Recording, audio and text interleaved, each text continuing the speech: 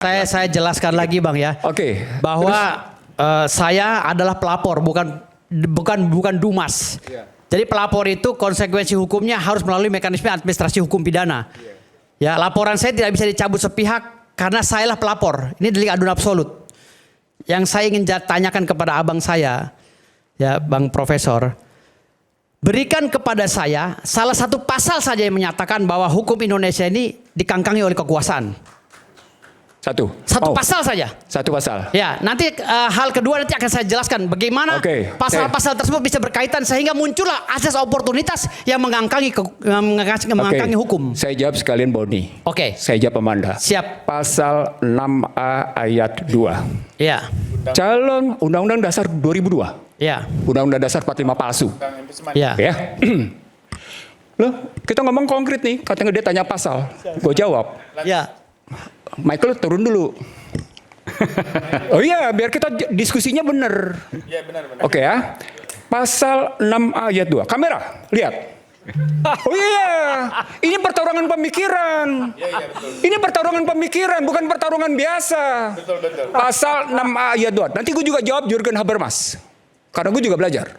Oke ya. 6A ayat 2. Calon presiden dan wakil presiden diusulkan oleh satu partai politik dan gabungan partai politik yang dipilih dalam pemilihan presiden langsung. Saya tanya balik sama Anda. Sebentar. Anda lihat sekarang apa yang terjadi dengan proses pemusatan kedaulatan di tangan partai politik? Itu sebenarnya saya tidak akan menjawab secara spesifik ya. Harusnya abang sebagai profesor yang mengkaji itu dan katanya nanya pasal ke saya nguji. Bukan. Gue jawab lo jawabnya begitu. Karena gini bang, konstruksi Saya hukum aja yang bang. jawab, saya konstruksi hukum itu bang, itu tidak undang-undang dasar Gua terusin. itu tidak eksplisit. Gue terusin ya supaya terjadi pembelajaran benar. Saya jawab Bung Ihsan. Sebentar. Saya jawab. Sebentar. Kan pertanyaannya dijawab. Nanti kamu lanjut lagi. Gue belum jawab lagi pertanyaan juga Harbas lo. Biar bang, nggak apa-apa. Nggak apa-apa bang. Karena kan ini soal pertanyaan soal ketentuan calon presiden. Sebentar. Nanti saya berikan kesempatan Bung Mon. Gue jawab juga Habermas. Ketika kita melihat konflik tajam antara pendukung Republik dan Demokrat, muncul pertanyaan ditambah lagi dengan konflik modal sosial yang berantakan, muncul pertanyaan gue, kenapa kemudian terjadi pergeseran kekuatan masyarakat ke dalam kekuatan kelompok tertentu yang menguasai kedaulatan itu? Mereka jawab begini, salah satu jawaban. Memang terjadi pergeseran katanya. Dalam demokrasi yang tadinya dikuasai oleh rakyat, akhirnya dikuasai segelompok orang. Indikatornya dikasih lihat, 2 indikatornya. Indikator pertama, ketika Trump berkampanye, semua yang namanya kekuatan oligarki, bisnis, itu muncul ke permukaan. Muncul ya di situ posisinya. Lalu kemudian terjadi penguasaan berbagai hal di sektor-sektor tertentu kepada korporasi. Mereka menyebutnya sebagai deep state. Mereka menyebutnya, kalau Ihsanuddin Nursi menyebutnya corporate state. Gitu ya. Karena di belakang itu korporasi. Nah, dari situ pergeseran tadi dalam posisi dari kekuasaan rakyat diambil oleh oligarki. Ya, ini udah salah. Saya tanya bang, undang-undangnya pasal 6 kata abang bang, turunannya bang, undang-undangnya bang, lebih spesifik saya menanya, dasar hukumnya bang. Kekuasaan mengangkangi hukum. Yang dasar hukumnya coba bang, spesifik bang, karena jangan abang berpatok pada undang-undang 45, ada turunannya bang.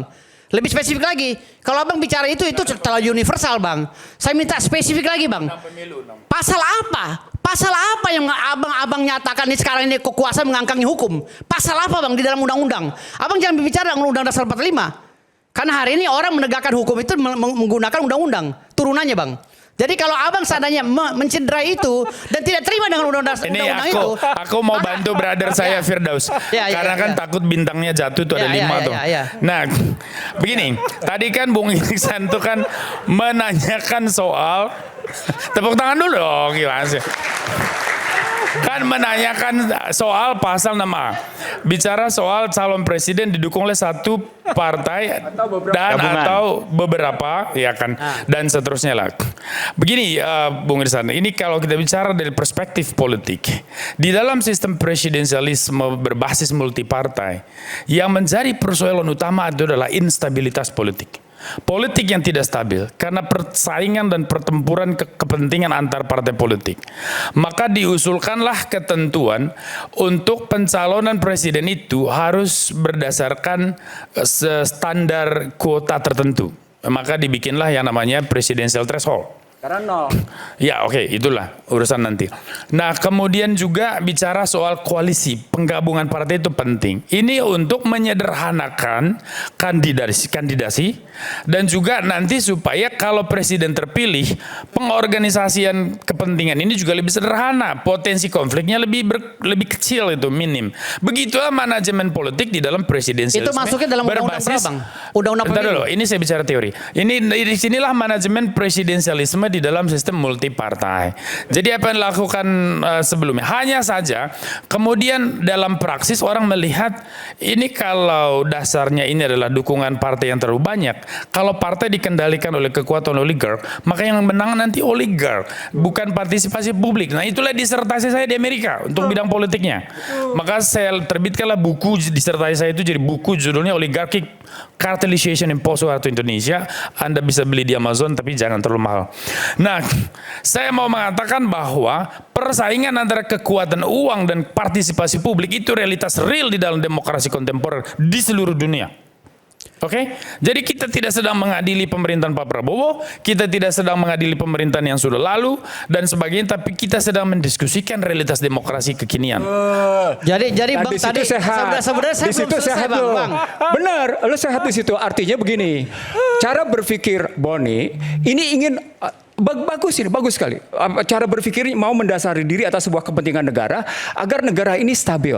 Yes. That's point. Yes. Tapi dalam sistem liberal, dalam sistem total liberal, but we are not liberal. Gitu, no. Dengar dulu. Ini sudah liberal karena sudah menggunakan yang namanya yang menggunakan public vote. Sudah pakai gitu. Nah, dampak dari cerita seperti itu, ada seorang presiden menyatakan begini di Indonesia. Jangan bikin gaduh. Kita butuh yang tenang supaya tidak rusuh. Bagaimana mungkin Anda sudah menerapkan demokrasi liberal dengan prinsip tadi public vote, one man one vote tadi, dan kemudian Anda menolak, padahal dalam cerita sosiologis dan pertarungan sosiologis dengan mazhab manapun, ketika Anda sampai pada demokrasi liberal di mana asumsi rasionalitas tinggi itu tidak ada karena rasionalitas berbeda, keputusan tidak sepenuhnya rasional. Gitu ya, tunggu sebentar. Terjadi asimetri informasi atas beberapa tokoh, maka nggak muncul. Ini ngaco ya, saya belum selesai menjelasin. Jadi saya bilang tadi pasal 6 Undang-Undang 45 Bang. Demokrasi Pasal 6 liberal. Undang-Undang 45 Bang. Itu ada turunannya undang-undang Bang. Saya cuma satu begini. Makanya kalau Salah satu yang sehat. Berarti ada yang nggak sehat. Kita kembali saat lagi, tetaplah bersama kami di Red Bersuara.